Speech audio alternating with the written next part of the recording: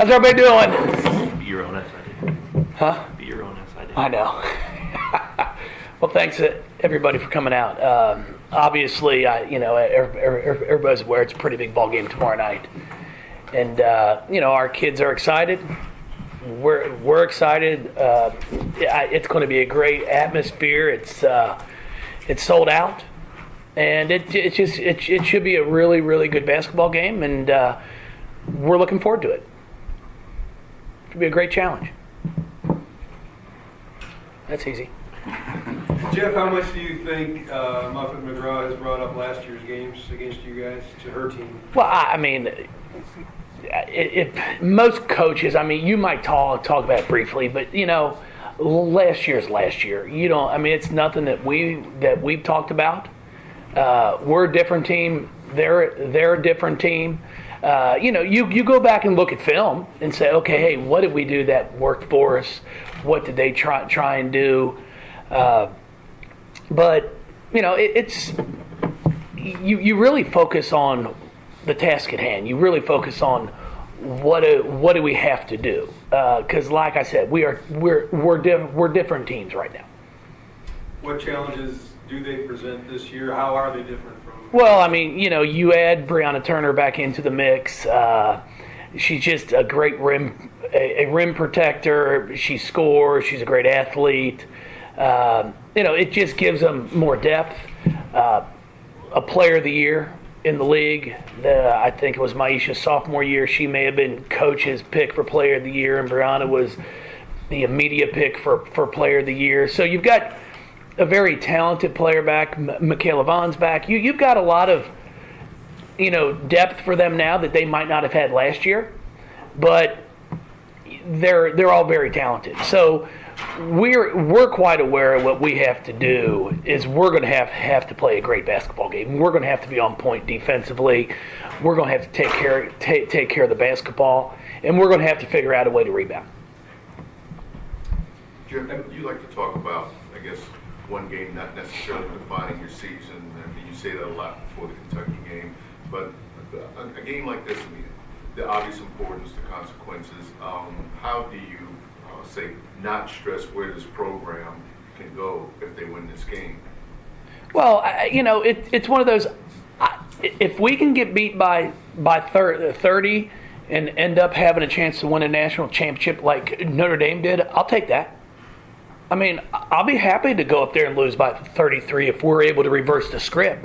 I don't think Muffet said, hey, oh my gosh, we have to quit. It's one game. It was the biggest game of the year back then going into it. So now our year's over. That's why I always say it. I mean, it's one game. You can't get too excited, and you can't get too high or too low.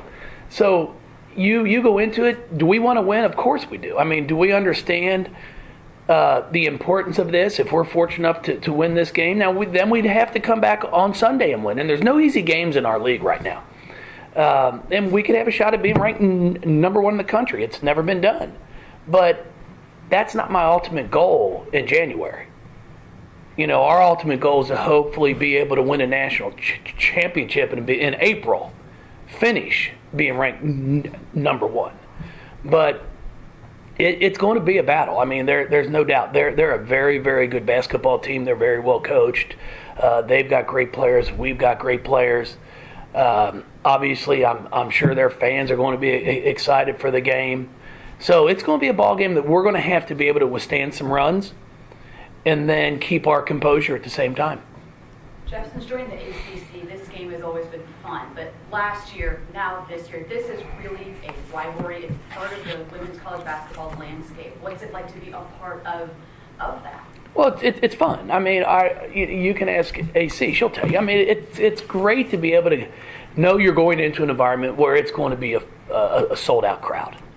We're very blessed here and fortunate that when we come for our home games, we're getting between 8,000 to 10,000 every single night, and some obviously for the bigger games more. That's not the norm. Notre Dame, they have the same type of fan base. It makes every game you go and play exciting. It's what these kids love to do. They love to play in front of people. I say it all the time. I'd rather go up there in front of a packed house, win or lose. It's the excitement of the game. And it's great for our players and their players to get that opportunity. But, it's a ESPN game. It's going to be, talked about. Now we have to do our job and make sure we go up there tomorrow night and play well. Recognizing that it's January, what is the value of winning this game for your program? Well, it's an RPI game. Number one. Yeah, I mean, it's an it's a huge RPI game. No matter what, I mean, they're 1 in the RPI, we're 7 or 8 in the RPI. So what it does for you come March in seeding terms is going to, hopefully allow you, if we would continue to win, to allow us to play our first 2 at home, get possibly a 1 or 2 seed in the NCAA tournament, and all of that gives you hopefully a little easier path to get back to a Final Four. But there's a lot of basketball to be played before we can worry about that. If you win the game, do you have a list of calls that you're going to make, recruits that we're going to hear from you that night? Now, you know what? We actually, Tim, we'll sit there and make calls win or lose.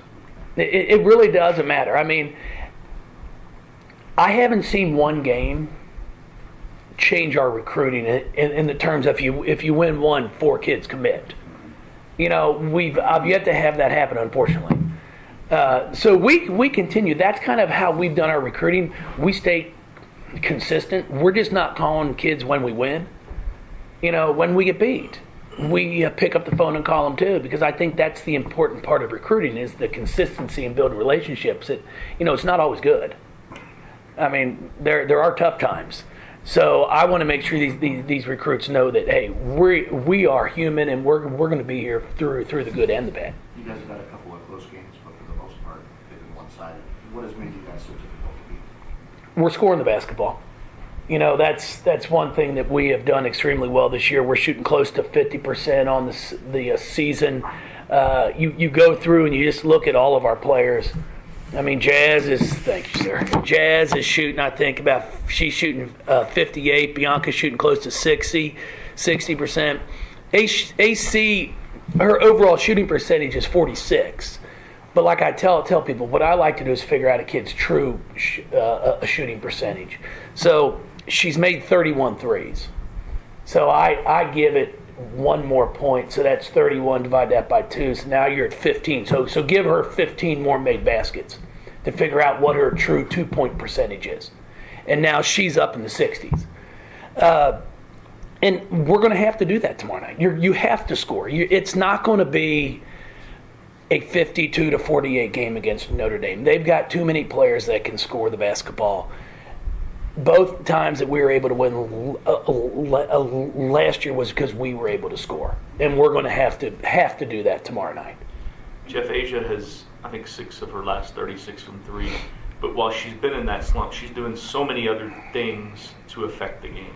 Yeah, she's passing the ball extremely well. She's really developed that part of her game for her senior year. 52 assists and 21 turnovers. Her percentage assist to turnovers her senior year is such an improvement from her first 3 years. And that's what she has to continue to do. If teams are going to throw 2 people at her, chase her, or double her, she's got to be able to find her open teammates, and she's been doing that for us. But we're going to need her to shoot the ball well. I mean, it's not a secret. I don't need a performance like she had last year, but we're going to have her, shoot 40% from the 3-point line, be aggressive, get to the free throw line some, and then we're going to need all of our kids. AC is going to have to play well. She'll have to shoot the ball well. Now, am I expecting a 7 for 10 from the 3-point line like it do? No, but she's very capable of shooting close to 50% like she has the entire year from the 3-point line. So it's going to take a team performance for us. Do you feel like you will have to go on your bench in a game like this? We'll go as deep as we have to. I mean, it's one of those. It's a feel. I mean, we sit here and I look at what we've got, who's playing well, and if we've got five that are playing real well, I'm going to go with those 5. I'm not one that just says, hey, I'll take someone out to take them out. But I do feel confident. I think Kylie's been playing well. Mikasa, even though she hasn't been playing a lot of minutes, but she's been very productive with the minutes that she's been in the game. Dana's been playing well.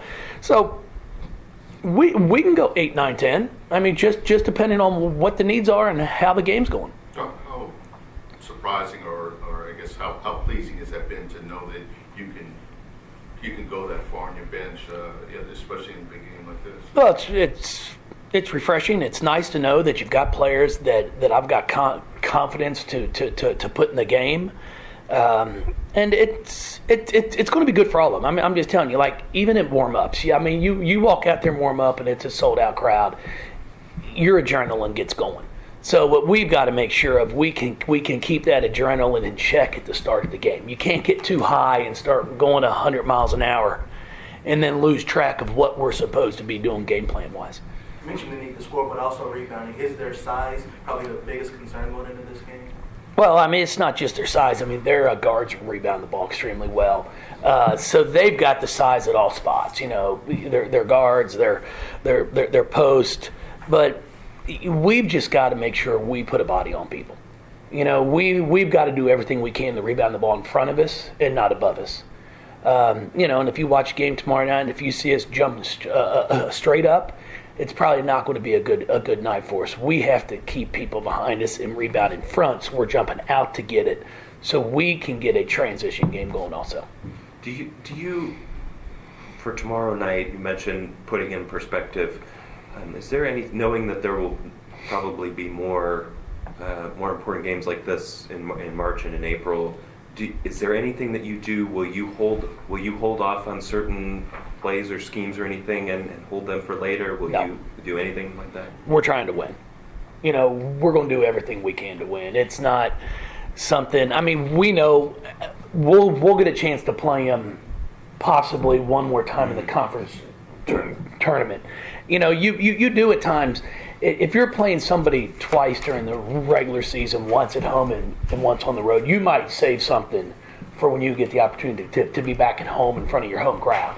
But, you know, when you're just getting one shot at playing them during the regular season, we'll do everything we can to try to win. In terms of what you'd like to see your team start to improve heading into the conference, and this game could call out, if you had one or two things, what would they be in this game? Well, we've got to take care of the basketball. We had been doing a really nice job of that before the break. And then our first two league games, we're back up to about 15 turnovers a game. We've got to get that thing down to about 9 or 10. I really believe if we want a chance to win tomorrow night. We've talked about rebounding the entire year. And, you know, we're not terrible at it. But what I try to explain to our kids, if we're going to turn the ball over, then you have to rebound. Because you've got to get your possessions back. If we can limit our turnovers, then all of a sudden we're going to get the same amount of shots. You know, if we out rebound our opponents by 10 and we're turning it over 18 times a game, it's the same number of shots that I'm probably going to get in a game if I turn it over 9 times but only out rebound my opponents by 4. And at the end of the game, I got to get more shots. And if I get more shots, I've got a chance to win. So that's kind of what we talk to our kids about. And that's why we talk about free throws the way we do. Everybody talks about free throw percentage. I don't care about free throw percentage. I care about the number of points we get at the free throw line. You know, you go one for 2, but I get this O board on the second one and put it back up and in, I'm getting 3 points. If you make both of those, it's 2 points. Because there's no chance for an O board. So at the end of the day, all I care about is points. And for us right now, we've got to get shots because we do shoot it so well. You played on the road a lot already this season. Most of these players played at UConn last year. Yeah. They played all the way through the NCAA ACC tournament.